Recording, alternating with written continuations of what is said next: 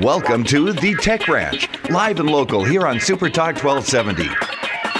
The latest gadgets, online security, websites and apps, social media, and so much more. How can technology help you? Let's find out. It's time for the Tech Ranch on Super Talk 1270. From our studios in beautiful Mandan, North Dakota, along the mighty Missouri River, here is your guru of geek, Marlo Anderson. Good morning, everyone. And the guru of geek is not in the studio today. He's out with the cold and the flu. But we do have Jim at the control panel, and I have a co-host with me, Amy Lavelle, who's a co-worker at Awesome 2 Products. How you guys doing today? Jim? Good. No flu or cold in your family? Just a little bit of a cough, a little bit of a raspy cough. I see. But it comes and goes. It's been coming and going all summer. How about you, Amy? No, I'm not ill yet. Not yet.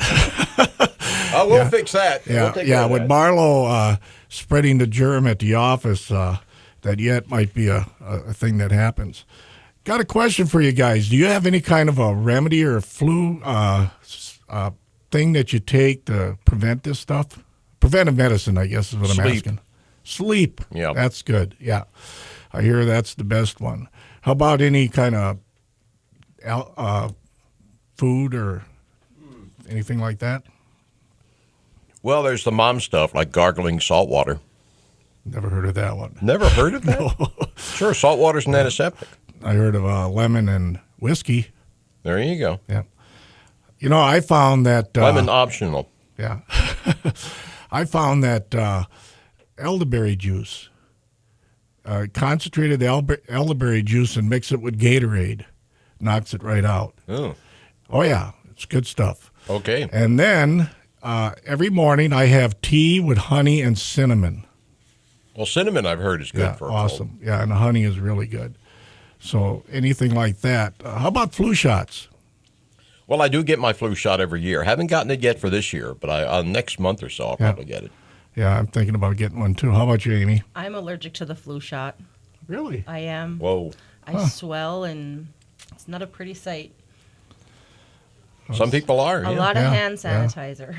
Yeah. You know, my wife works at the middle school, and I guess she said those kids, that come through there, she works in food services, and they seem like they always have the sneeze and the cough and that. And, of course, kids, they do absolutely nothing to stop it from spreading. Oh, yeah. They want to get sick. But she's been pretty fortunate lately. She hasn't come home with anything, giving it to the rest Yeah. of us. Well, today we have some guests be calling in and have a good show for you. And Marlo hopefully will get well and be on the show next week.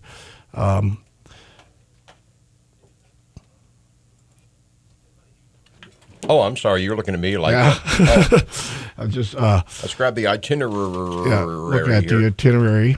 Let's talk about what's coming up later in the hour.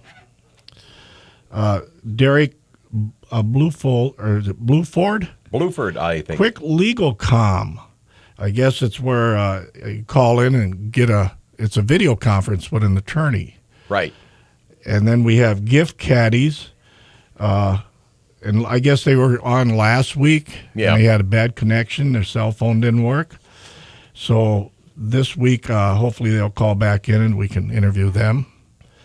And then we got the Stock Market Engine. Do you play the stock market, Jim? No. How The about stock you? market plays me.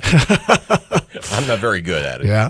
How about you, Amy? I do not. No, I've looked at it. I can remember back when Apple first came out, and it was penny stock, and I thought penny stock. How good is that? Yeah, it's got to be junky stuff. Can you imagine if you'd have bought even $100 worth of penny stock of Apple?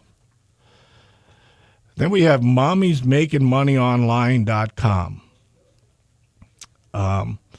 That'll be an interesting one. There's a lot of people that, I guess, ladies that would like to stay at home instead of working outside the home. And if they could use the internet to make a few dollars rather than working out, that'd be a Yeah. good one. And then we have the CEO for Software Integrity Associates. And that'll be coming up here. Hopefully all these folks will call in and Yeah. and we'll get there. How much time do we have? We got about 3 minutes till the break. You know, usually when I co-hosted with Marlo, the time flies by. Yeah. But now it seems Well, like that's it's because he's doing all the work. Well, what else should we talk about? The weather. We can talk about the weather. Did we get our frost last night? It was kind of nippy. I don't think it got. We had the out-and-out frost, not that I know of. You know, I actually had the windows open. Yeah, I have not heard, but I don't think it did. I don't think it got that cold. It seems like in the morning it really cools off just before the sun comes up. Of course, I get up late. I mean, I don't get up until like 10 o'clock in the morning because my day is pretty much in the afternoon and evening. Yeah. Okay. Yeah. I guess the forecast is for warmer weather the rest of this year. I believe so, yeah. Week. So hopefully we'll get some summer yet. Well, we're still wondering what's going to happen with the winter season, the fall and winter. Somebody sent me an email, and it showed the map of the United States. Yeah. With way more snow than what's normal. I saw that too, and I kind of take that with a grain of salt. You have to. Yeah. Because these people are dead wrong at least half the time. How about the Farmer's Almanac? Didn't they predict a colder year? I think so. Everybody's saying it's going to be a cold, long, hard winter. I hope they're wrong. Yeah. Sometimes they are. I hope so. Yeah. Forecasting is educated guesswork. By definition, a forecast is an educated guess. Yeah. You know, it seems to me that the whole weather pattern has shifted. Oh, yeah. It's like we get, it's a month later. You know, it stays cold. Oh, I see. And then it warms up, and then it stays warmer later. But the cold seems to be. So what you're saying is now is where we should be in mid to late October? Yeah. Okay. Yeah. You say so. Well, I remember one year Halloween, there was snow on the ground for Halloween. Oh, yeah, I remember that. I remember taking my daughters out, and it was nasty out. It was rainy, snow, sleet. Yeah. Yeah. Putting on the Halloween gear underneath the costume. Yeah. Remember that? Yeah. You had to put the your overcoat on and then put the costume over the top. Yeah. I guess South Dakota got dumped on. In Wyoming. Did they? Yeah. Well, I heard that Montana got a little bit out by Webo. Webo, Montana got a dusting of it last week for about a day or two. Mm. Of course, they're very resilient people in Webo. Webo wobbles, but they won't fall down. Where have I heard that before? I have a friend that lives in Grand Forks, and he was going to take a motorcycle trip to South Dakota this weekend. Oh, no. Oh, no. He canceled it and went to Minnesota. Yeah, good idea. Good call. Okay, well, we're going to take a break now, and then hopefully our guest will call in, and we'll continue on with the show. I believe our guest is on the line now. We'll talk to the guest in just a couple of minutes. Great.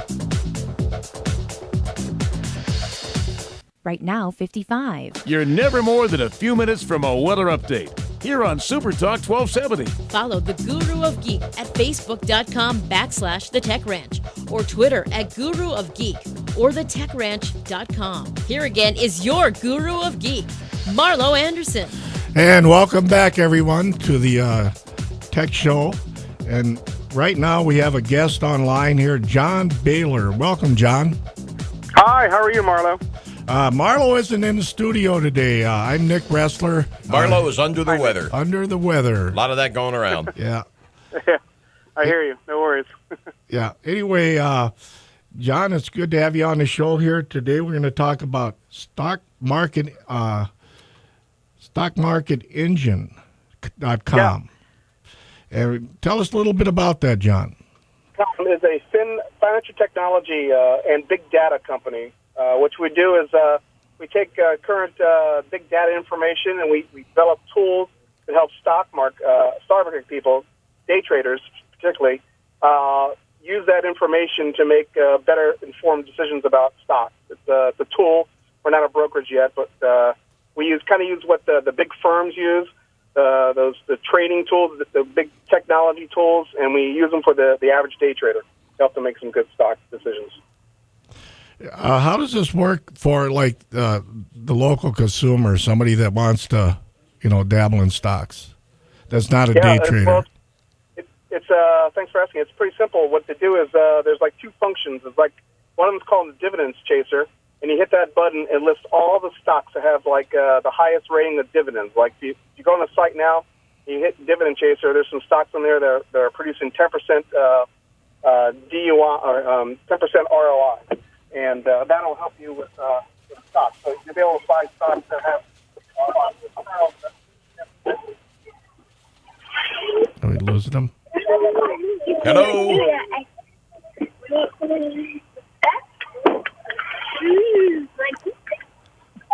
Hello, John. John, you're breaking up on us there. Hello.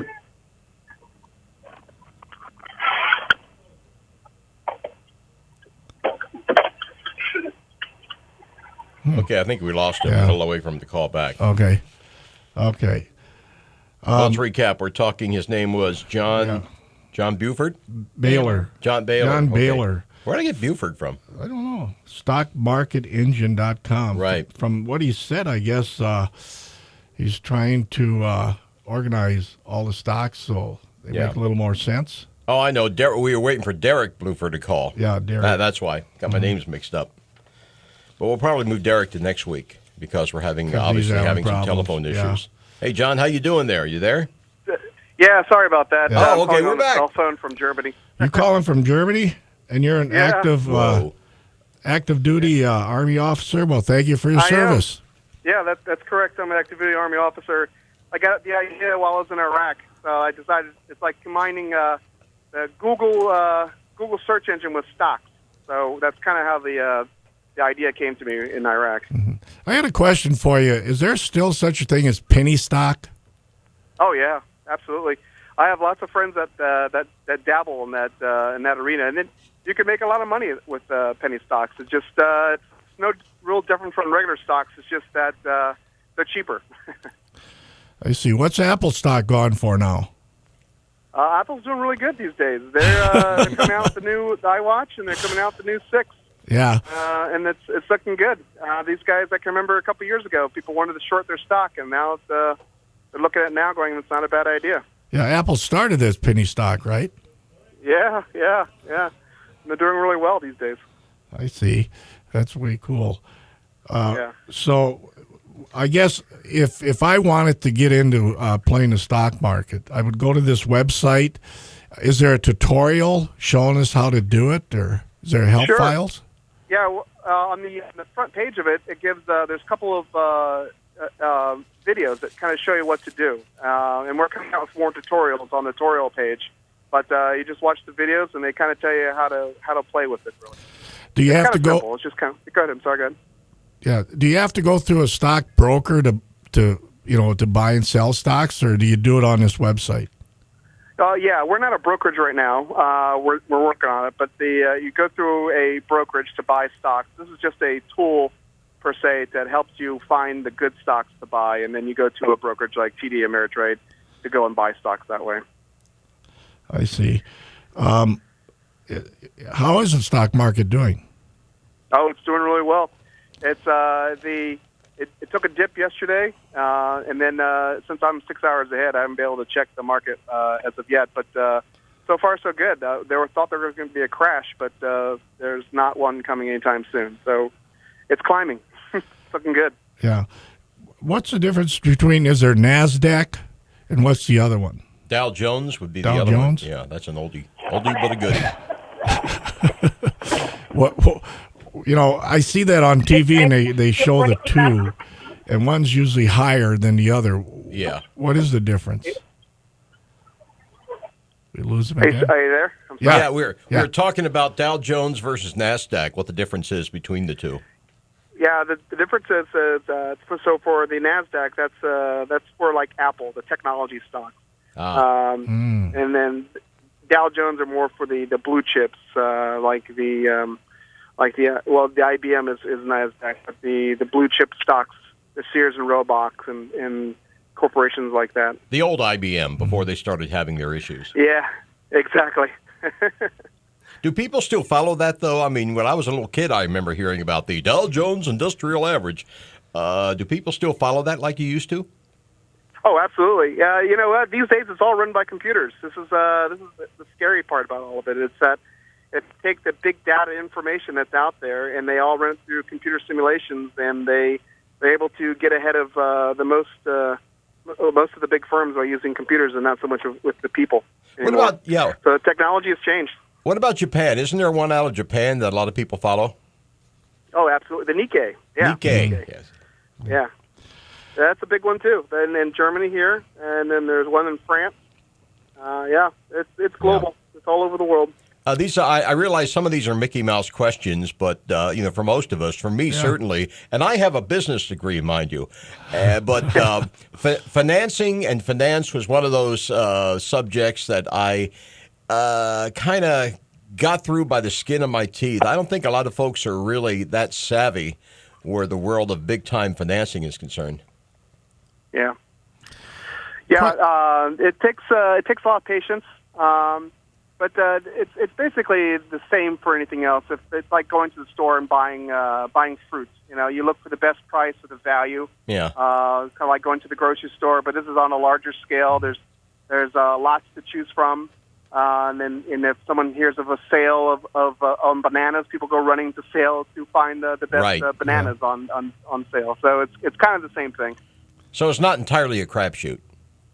No, it's not. There are things in this in the market that it may seem like it's unpredictable, but there are things that's predictable. Like for example, the new Star Wars movie that's coming out, you can kind of predict that it's going to do relatively well. So if you buy stock in, say, for example, the toy industry, there's a good chance that it could go up and then make some money. Yeah, I remember that scene in, what was the movie with Eddie Murphy and Dan Aykroyd? Trading Places.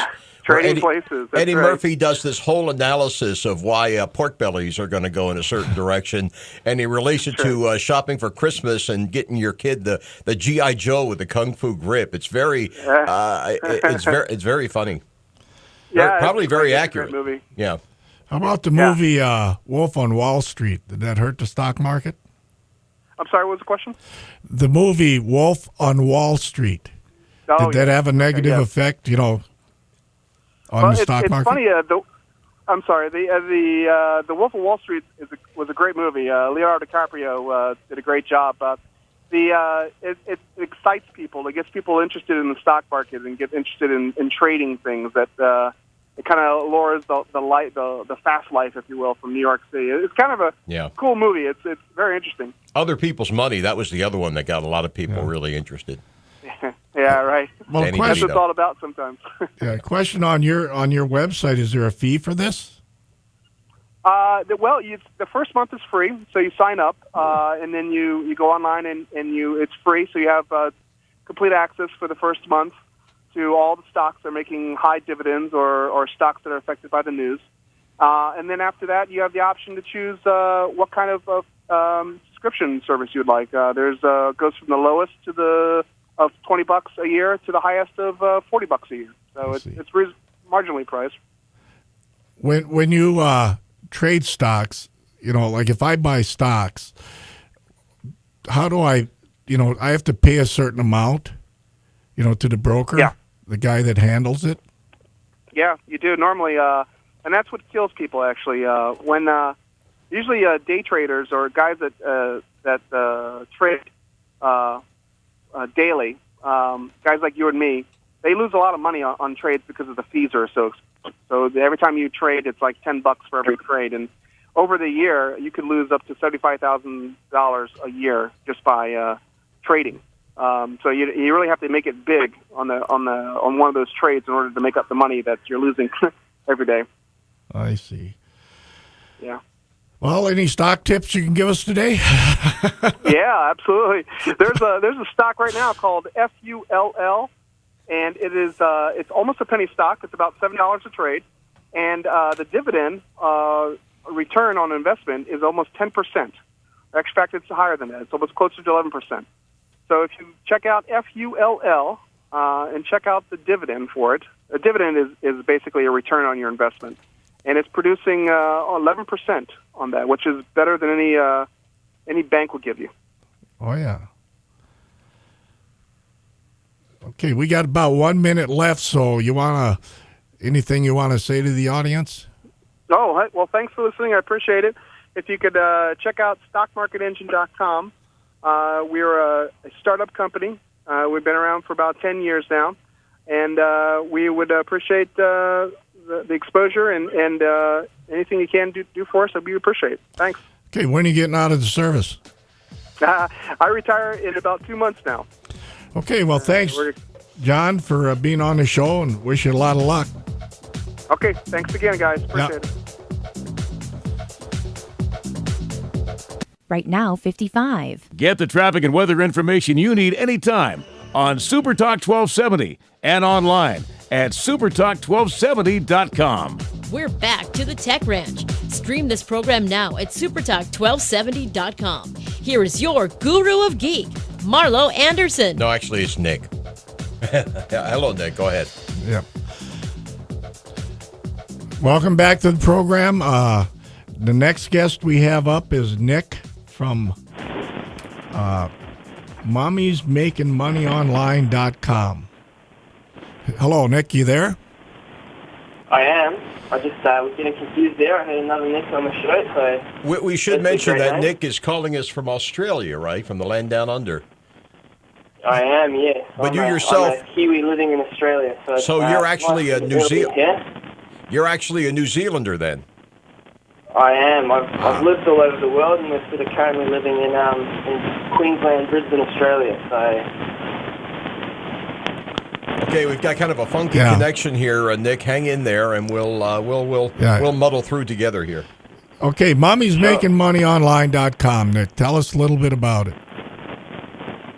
All right, so I'll give you a quick sort of rundown on what the website is and why we started it. So, essentially, we built the website due to sort of circumstances we were experiencing where, like a lot of parents, I suppose, we had that point in our lives where my wife sort of was at that point where she needed to go back to work to kind of increase our revenue, I suppose. So it was at that point that we started looking through and costing everything up, daycare fees, additional costs associated with going back to work. After we put all the costs together, you sort of come out with a wage that is, probably something you would get working at McDonald's. So it was kind of at that point we started thinking, well, why don't we play around and see if we can do something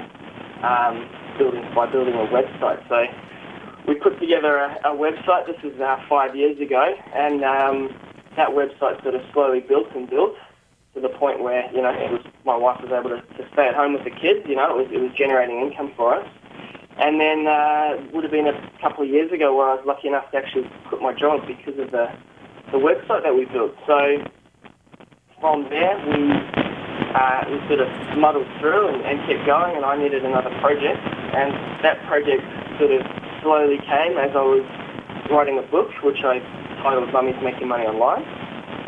And that book is essentially trying to help other mums sort of do what we did and start a little online business and, change their whole sort of situation. So, here I am now, about a month out from the launch of the book on Amazon, just going through the whole outreach and promotion and everything like that. And, sort of here we are. The website came about sort of halfway through writing the book, where I suddenly realized I can't really write a book on making money online without having a website. It's sort of one of those chicken and the egg scenarios.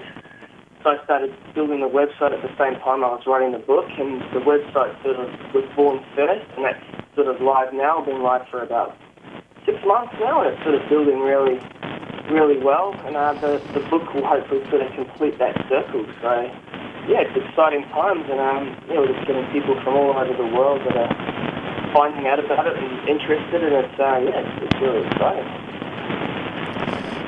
Question here on now. You have a website that the people use your website, or do you help them build a website? No, well, we give them the sort of tools. So that the book is essentially based on what we call the 7 pillars. So we kind of break it down into 7 pillars, which we start with intention.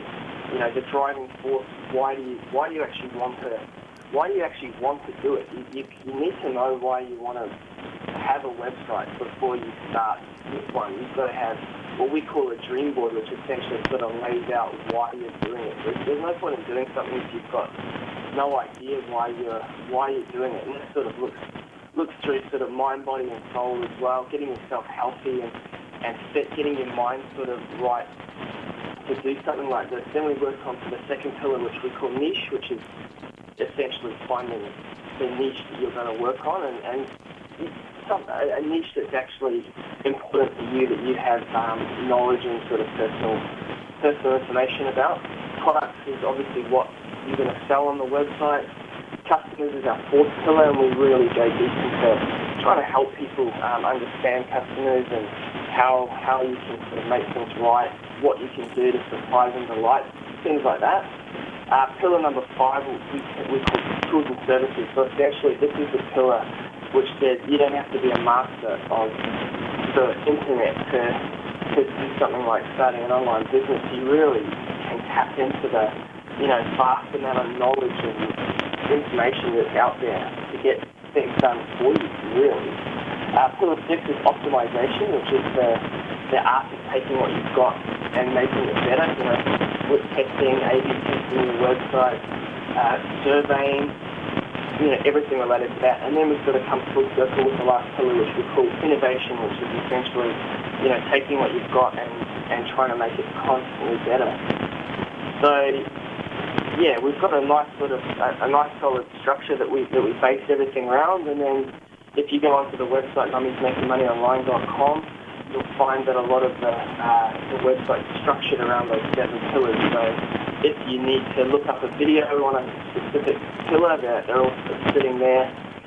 There's a section of books that are under the same, there's constant sort of innovation and learning more. So it's just, full of useful stuff for any mum that really wants to start an online business. After the book launches in the next sort of 4 weeks, we'll have a membership site that'll be on there that'll go through and basically talk about everything in the book via sort of a series of video modules and training. So, yeah, everything's on there really to help mums build, learn, and run an online business, but sort of in an easy to follow manner, I suppose is the easiest way to put it.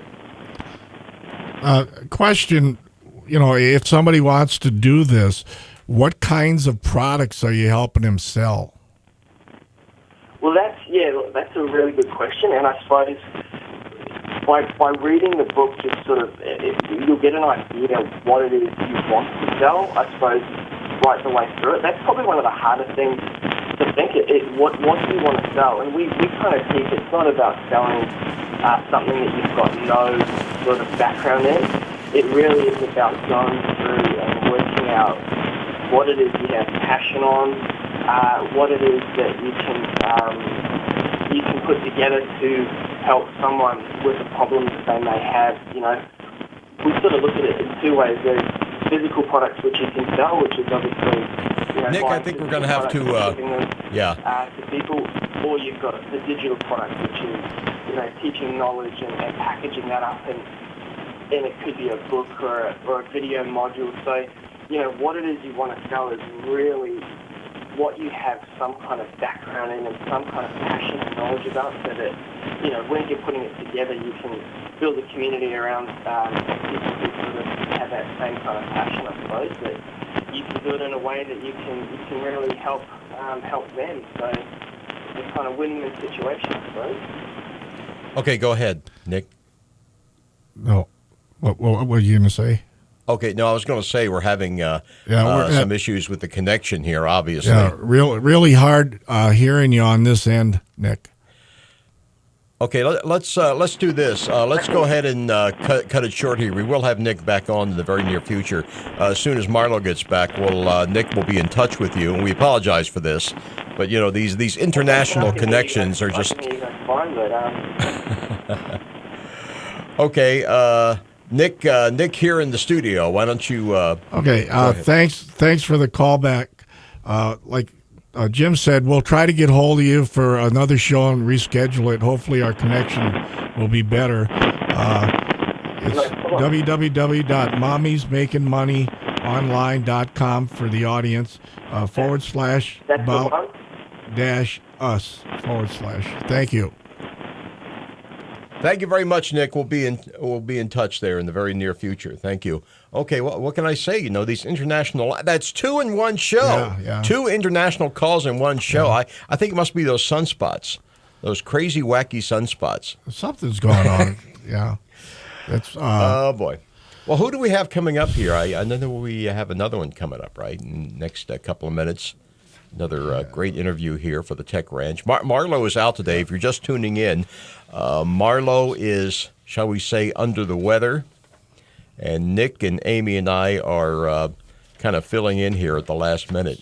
At 11:45, we have Mike from CEO of Software Integrity Associations in Phoenix. Oh, he's on shore, so maybe it'll work. Oh, good.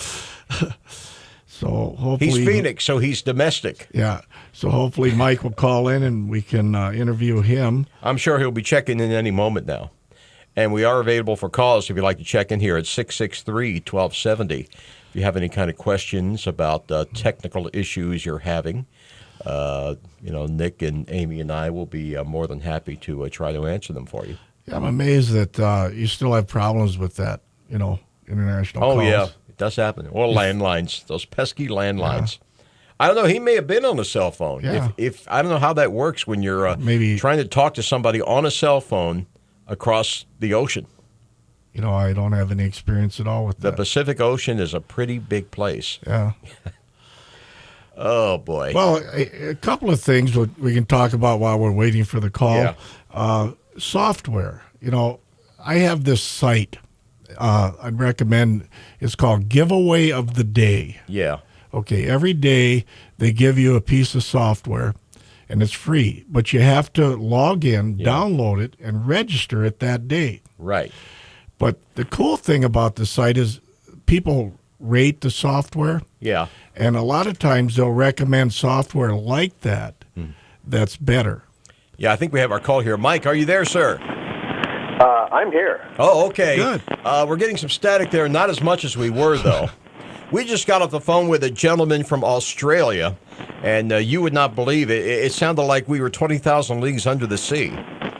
And we were getting, a little bit of interference now. It sounds a little Jules Verne to me, too. Oh, yeah. Let's do this, Mike. We're going to put you on hold for a second. We're going to take our break, pay our bills, and then we'll come back. Nick, why don't you set everything up here about what we're going to talk about? Yeah, Mike is the CEO of Software Integrity Association in Phoenix, developing a system to autonomously remove faults from software. Sounds pretty interesting. So we'll be back at you here after the break, Mike. By the way, my name is Nick. I'm filling in for Marlo, who's out with the flu. Right now, 55. Get the app called Radio Pup for your iPhone and take us everywhere you go. Bismarck and Mandan's own Super Talk 1270. Follow the Guru of Geek everywhere he goes. Post your comments or questions at thetechranch.com. Once again, your Guru of Geek, Marlo Anderson. And welcome back, everyone. I'm not Marlo Anderson. I'm Nick Ressler, filling in for Marlo, who's out with the flu. We'd like to thank all of our listeners across the country and around the world to join us on the Tech Podcast Network, the Blueberry Network, or tuned in to our own app, the Radio Pup. Right. I think we got disconnected here. Mike, are you there, sir? Yeah, I'm here. Okay. Oh, much better. Much better. We've had some issues with the phone lines all morning, but you sound great. You are 5x5, sir. So, yes. Nick, if you would. Well, welcome to the show, Mike. Today we're going to talk to you about your software, I guess. You want to fill us in a little? You're in Phoenix. Beautiful downtown Phoenix, Arizona, yes. What's the weather like there? Did you have frost last night? Yeah, we had. It's terribly cold out. I actually broke out a sweater. It dipped down into the 90s last evening. Oh, my God. You're breaking my heart here, man. I got a nephew who lives in L.A. He says it was over 100 yesterday. Yeah, well, if you don't like the weather in Phoenix, just wait 10 minutes. It'll change. We've had 1,000-year flood and then record high heat. So Yeah, crazy. Well, tell us a little bit about your company and what you do. Well, Software Integrity Associates is the company, and it's on the web at softwareintegrityassociates.com. And we provide a service that solves the problem of technical debt. And I don't know if you're familiar or your listeners are familiar with technical debt in the software industry, but this is a big problem as we grow what we use with software, and as different applications begin to talk to one another autonomously, and the Internet of Things begins to grow. There's a big issue as far as bugs in software that doesn't do exactly what it was supposed to do, and software that's not fit for service or fit for purpose.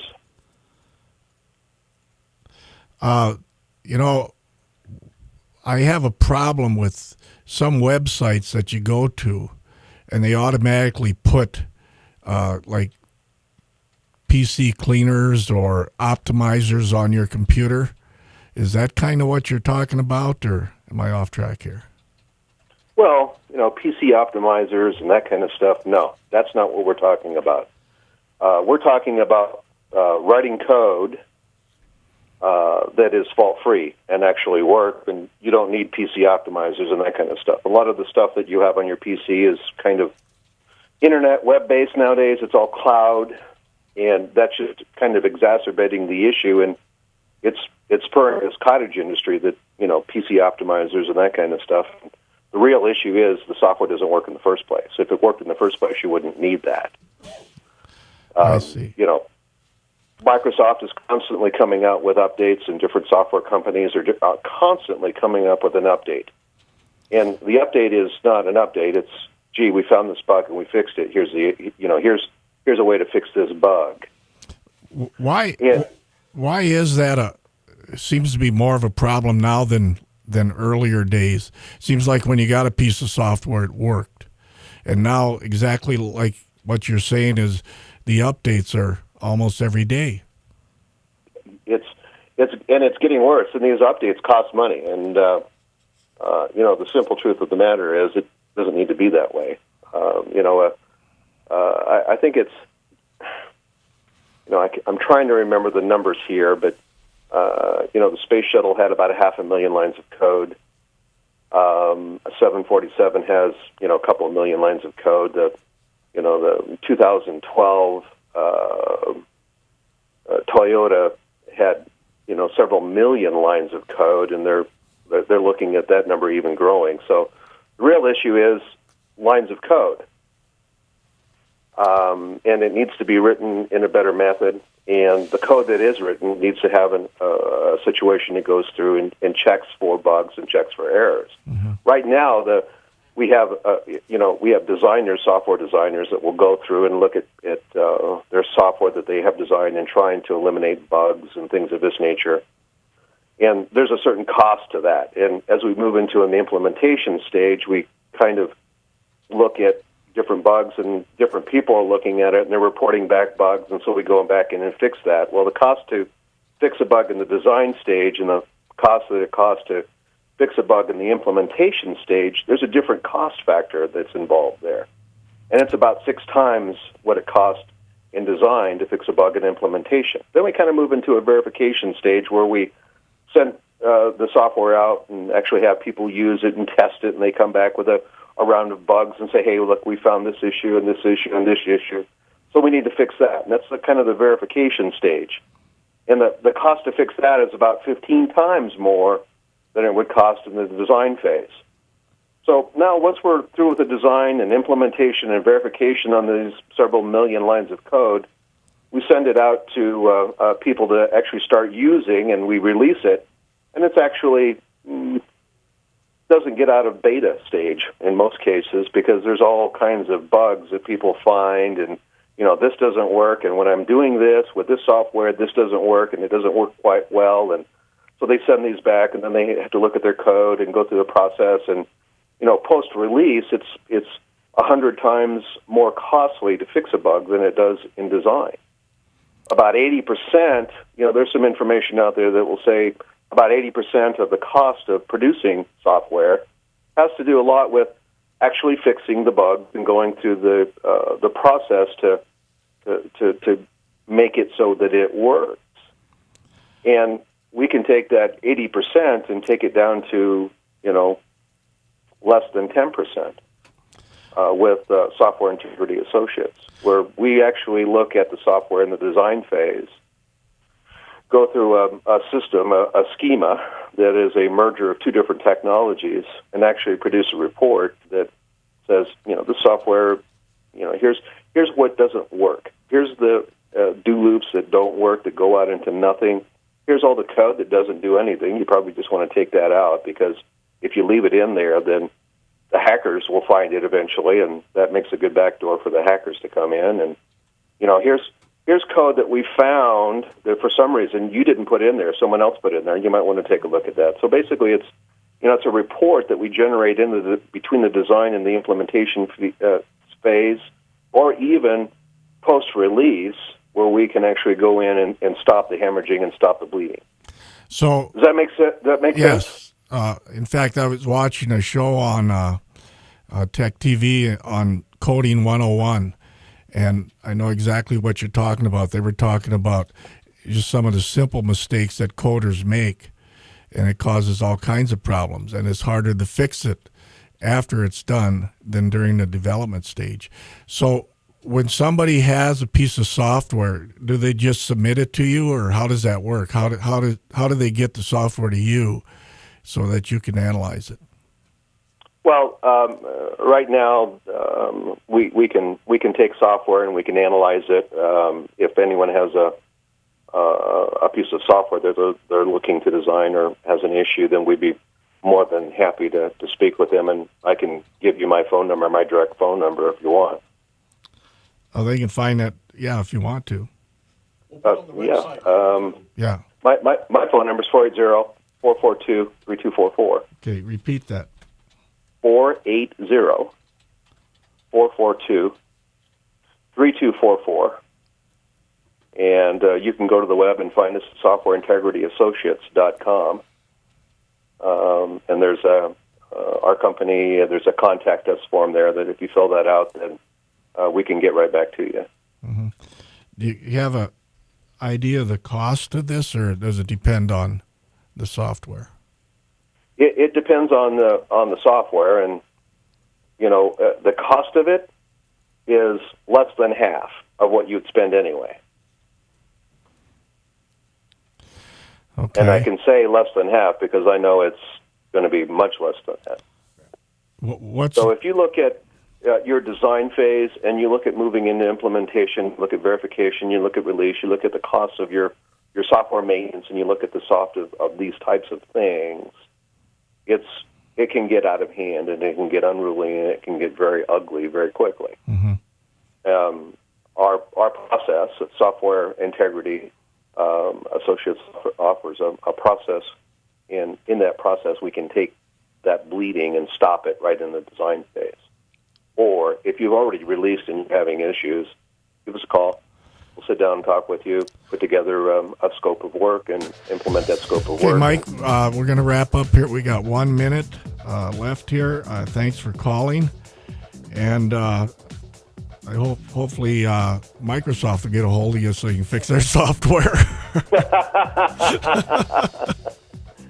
Well, that would be a good idea, but operating systems aren't really the bulk of the software that's out there. You've got a lot of SaaS software, you've got a lot of cloud software, you've got a lot of people, building software, building applications, building apps for mobile, building all kinds of stuff, and this would be a very good place to start for someone if you're developing software. Okay, thank you. And I guess that's it for the show. Thanks, Jim and Amy. Thank you.